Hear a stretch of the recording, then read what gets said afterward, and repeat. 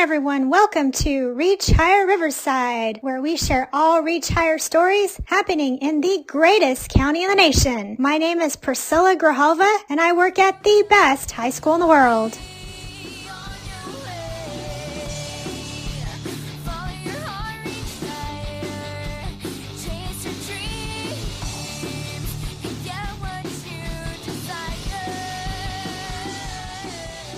This month, we have a special interview with Chuck Kennedy. He's the former White House photographer, and he worked as the assistant director of the White House Photo Office during the Obama administration from 2009 to 2017. He has also helped Michelle Obama's team with their Reach Higher College signing days, and he's done amazing work throughout the years. I'm so excited to share this interview with you guys, and I hope you feel inspired. So I'm with an amazing guy. I'll let him introduce himself.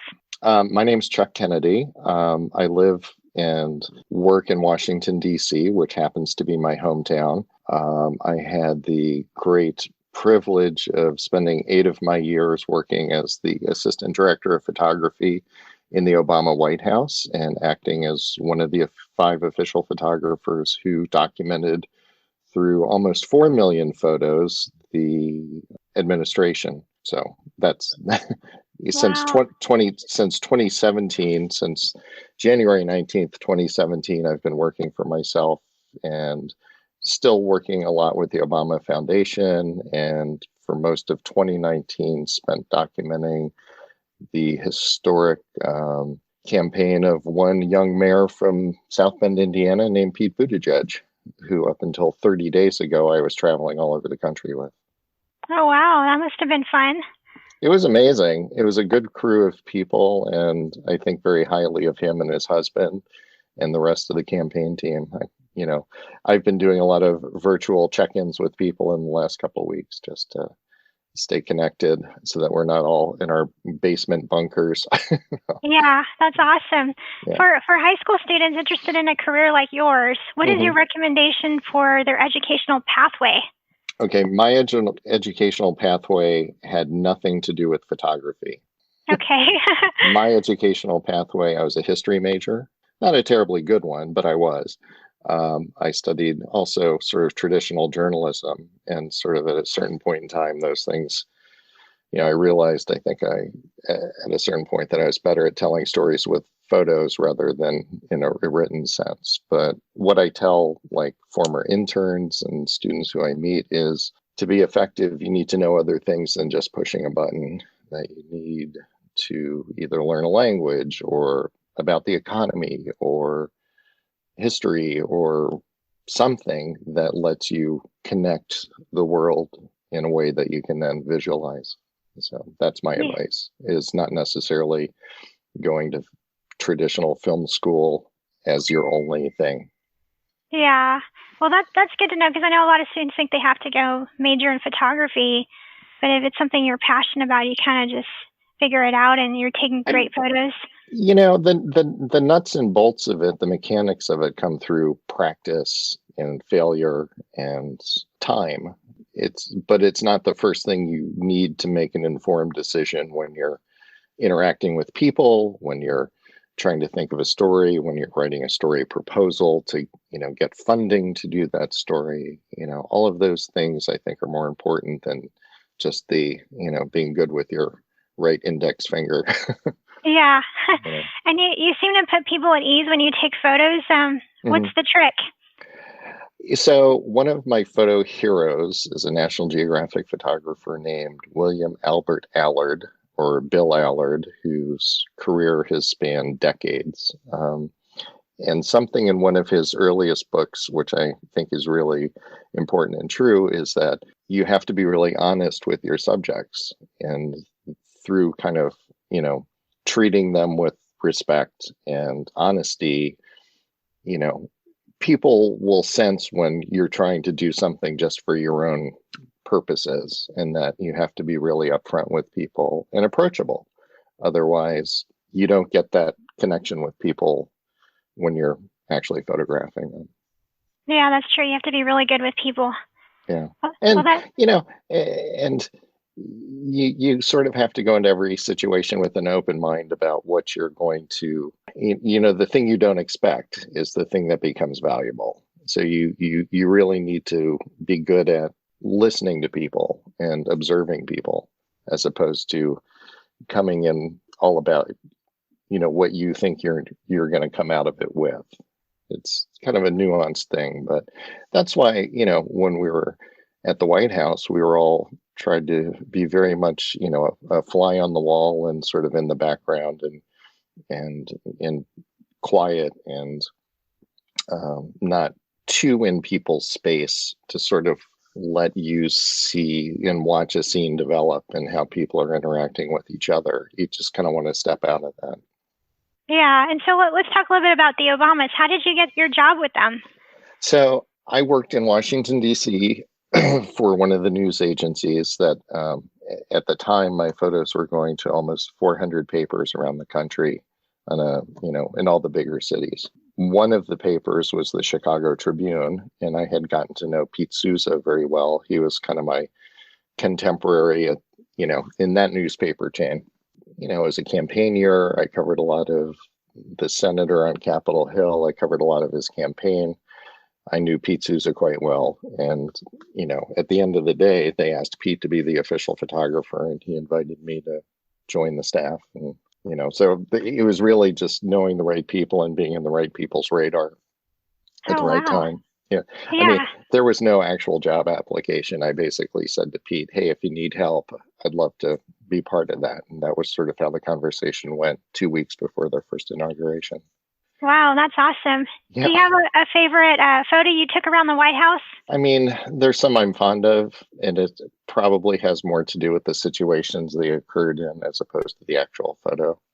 But, yeah. Is there like a favorite room maybe that you really like to take a picture in? It's funny, when I read that, I instantly thought one of my favorite rooms is the Red Room on the state floor of the White House.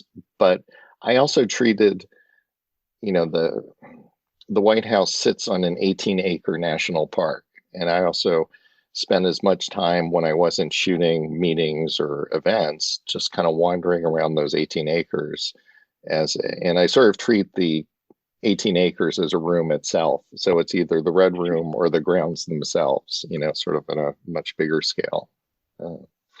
Because it's seasonal, it's beautiful, it's, beautifully manicured, and it's a quiet space in the middle of a pretty busy city when you think about it. Yeah, well, that's good to know. So if I ever go to the White House, I'll have to check out that room. The Red Room, yeah. The Red Room. There's a green room, red room, blue room. They're kind of all in a row, and they all have, kind of a different decor and a couple of portraits I shot of Mrs. Obama. One was in the green room, her second official portrait, but I was in there for a Vogue magazine photo shoot with Annie Leibovitz in the Red Room. That still blows my mind today to, sort of. Wow. Yeah. And you were probably around during the Ebola and the swine flu scares that were happening many years ago. Yep. How do you think President Obama would handle what's going on right now with the pandemic? Probably smartly. Yeah. Why, he would gather his best medical and scientific minds. I mean, I have no idea what they're actually doing today in the White House. I will preface anything I say about that, but he, like when there was a runaway oil spill, at the bottom of the Gulf of Mexico, it's sort of the same thing. You gather your best minds and you try to come up with a plan and communicate it to, the country. And I think that's what he would do. Yeah. So I think, but that was the way he approached everything. It wouldn't necessarily have to be a pandemic, any complicated decision, he would get his best people around and listen, and then make the tough choice. And I think that's sort of the process. Yeah. What about the Obama pets? Did you ever get to take pictures of them? So for a while in the office, we joked that I was Beau's official photographer. And I think Beau is my favorite if I had to choose. But, I have a dog that's about a third the size of Beau. So. Yeah. But they're cute dogs. They are cute dogs. And now I'm just trying to think, man, Beau must be 6 or 7 now. I have to go look and see, when he was brought home. He's a not a senior dog, but he's a middle-aged dog now. So Aw. he's And what were, as far as like the dog photos, are they hard to take pictures of? Well, he's particularly hard because he's like, his fur eats light and it's hard to see his eyeballs because his fur is so curly around his eyes. So that it was always sort of an exposure test as to how to get a good photo of Bo and still see his eyes. Yeah. It became a trick after a while. What were at least maybe 3 of your favorite Obama moments? Like, is there any stories you like to share? Oh man, okay. One that anytime you were with the Obamas themselves or the staff or traveling, there was always incredible moments. But thinking towards the end of the administration, they did a bunch of nice things for those of us who had been there the whole time. And one which my wife was also included with was a concert in the East Room by Bruce Springsteen and his wife, which sort of became the preview for his Broadway show. Just an acoustic set that went for like 90 minutes, and I think we were sitting a couple rows, as guests. I didn't even have to bring a camera. So that was pretty exciting and memorable. And I got to share with my wife. So that was fun. Yeah, I bet. That must have been pretty cool. The thing is that I tell people what you see of them on TV is legitimately them. So there's no like special trick about them, when the cameras aren't on them. They're just fun, smart people who you want to be around. And you would see with any of your friends at times them being silly or funny or, playful or whatever. It's a good 8-year history of getting to see them just be themselves, which is fun. Yeah, they're pretty authentic. Mm-hmm. What about, can you tell me who was the most photogenic and who did you like to take photos of the most?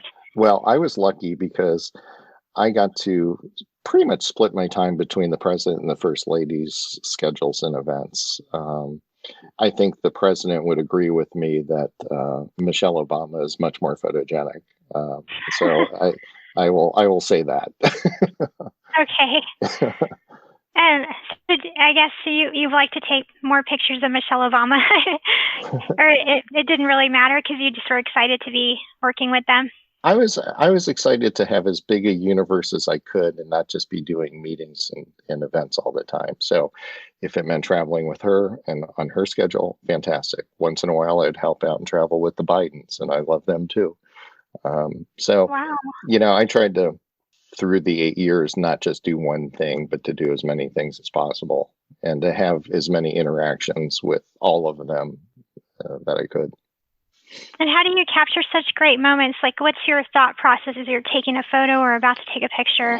Don't screw this up is sort of first and foremost. Don't trip over a lamp and distract everybody. And just also sort of keeping a running tally of the kind of pictures you've taken before in your head of a certain situation and how you can change it up and kind of bring fresh eyes to something you may have done 1,000 times or 10,000 times. So, yeah. Well, last year, we were very fortunate to go to the UCLA College Signing Day for the class of 2019, and they selected 5 students nationwide to be on stage with Michelle Obama, and 2 of our students were from Norte Vista High School. Okay. Can you talk about, what was it like in that moment to take pictures of the students with Michelle Obama and all those celebrities? The thing is that, even celebrities, once they meet the Obamas, melt away. And you might be, the top selling singer or movie star or whatever, but man, once they get in that room and they're meeting the Obamas, it's the same for a pair of students. Like, time stops and seeing their reaction to the people very well is sort of what I watch for, and for Mrs. Obama to take time in her now private life to still support the things that she helped begin in the East Wing is humbling. And to see students still benefiting by that is amazing. So that's what I take from it, that, it's public service. It was public service then, and it's still public service now. And that's what gives me hope. You don't necessarily need an 18-acre estate and a mansion and a long motorcade to do good work. Yeah, that's true. She did amazing work. She still continues to this day. Yeah. Do you have a favorite story from College Signing Day last year that you like to share? Boy, I'm trying to even remember a year. I'm trying to remember a month ago, let alone a year ago. Not offhand. It's just each college signing day, like those students are now becoming part of a bigger family. And that seeing that in sort of that light bulb turn on with students, be it 2020, 2019, 2018, is like, they're part of a bigger community now, and sort of seeing that door open, while they're sitting on stage is pretty humbling. So I kind of treat them equally, and I kind of treat the process as sort of the exciting thing, as opposed to just a special moment on stage. Yeah, I had talked to Mark and Raquel. Mark's enlisted in the Marines now, and Raquel's at Riverside City College, and they said their favorite moment of Michelle Obama is just her hugs. Like, she gives like the best hugs. Yeah. She's a hugger. She's a known hugger. Yeah. Although we have to be careful with that now. I think maybe we could just, bump do the elbow bump or the kick step. Yeah, kick step. That's new. That's for 2020, the kick step. But, what about if you could go back in time and take pictures of anyone in history besides the Obamas? Who would you like to see a photo of? Okay, so I was talking at breakfast with my family about this, and I think if it was in my lifetime, I would say Martin Luther King, and if it were in U.S. history, I'd say Abraham Lincoln. Those would be great people to take pictures of. I would say Neil Armstrong only if I could have gotten a ride to the moon, but I don't think there was room, so I'll stick with Martin Luther King. What is your proudest moment, or your, I guess you could say, your greatest achievement so far? Oh boy. Just trying to balance out having an exciting career, realizing that what I can do can be public service as well, getting to travel all over the world with, these amazing people. It's all pretty humbling. I don't know that I can single anything out. I just feel really lucky. Yeah, you have a pretty awesome job. It's a little different now because I'm technically my own boss and working on my own projects because, and still supporting the people I used to work with in some fashion. So that's sort of trying to make that all work, and still pay the rent or the mortgage or whatever. Is there anything else you would like to tell our listeners? I don't know. I think we've pretty much covered. You tell me. Do you feel like you've gotten enough? I do. I guess my only question was, do you have like a favorite photographer or a picture you have in your house that you just love? That I myself took or someone else took? We'll go with both. Actually, I was just thinking, like, as I've been spending a lot of time at my computer looking over stuff in the last year that I shot with Mayor Pete, I was thinking what might be fun in this moment of being stuck in our offices is trying to like trade some prints with photographers, whose work I really like. Maybe we can like have a currency between us, sharing stuff so that we can not be always looking at our own stuff. But I don't know. Actually, I've remarkably few photos hanging in my house, except maybe, kind of semi-current stuff that I have hanging by my desk here. Engineered a system where I use like magnets so I can make prints, put them up for a while without having to frame them, and then either, sign them and give them to people or, kind of archive them for later so that I can kind of keep somewhat fresh stuff on the walls so that it's not collecting dust over a long time. So tough call. Yeah, I guess that would be a tough call. Try to keep it moving. What about, we do a sunshine spotlight at the end of our podcast. Can you name at least one thing that's made you happy this week? I'm happy to be in quarantine with my family. I mean, nobody's getting bored with each other, and we're all kind of sticking to our projects, and we're in a radically different world than we were just a month ago. So, everyone's healthy. We're keeping occupied. we live on the edge of Rock Creek Park, so at least we have a little space we can, take the dog out and not have to actively avoid anybody. Yeah. Just kind of wave to our neighbors. But I think this is a good thing. I'm meeting a bunch of students in California, so that's pretty hopeful. Yeah. I'll take that. Well, thank you, Chuck, so much. I guess my highlight was meeting you this week. I'm a big fan of your work, and I love the pictures you take. Thank you. Our students were so excited that you took pictures of them last year, and they love the pictures. They have them on their social media, and we even had it on our website. So I thank you so much for all your great work. Hey, that's easy. That's the easy part. I just kind of wish we could be doing it again, this spring, but I kind of think we're all on, hiatus for the moment in terms of live events. I think it's going to be a lot of hooking up the Google Meet or the Zoom. A lot of Zoom going on. That's true. Well, if you could just say goodbye to everyone out there listening. All right, folks. I know it's going to be a little different sort of spring semester, but, keep your heads down and try and stay positive. We'll come through this in the next few months. I don't know that that's the most. Thank you, Chuck. I appreciate you being on today. I appreciate it and meeting you, and hopefully you'll get back east soon. And if I'm out west, I'll give you a shout. All righty. Thank you. Thank you for tuning in to Reach Higher Riverside. You can follow us on Twitter at RH Riverside.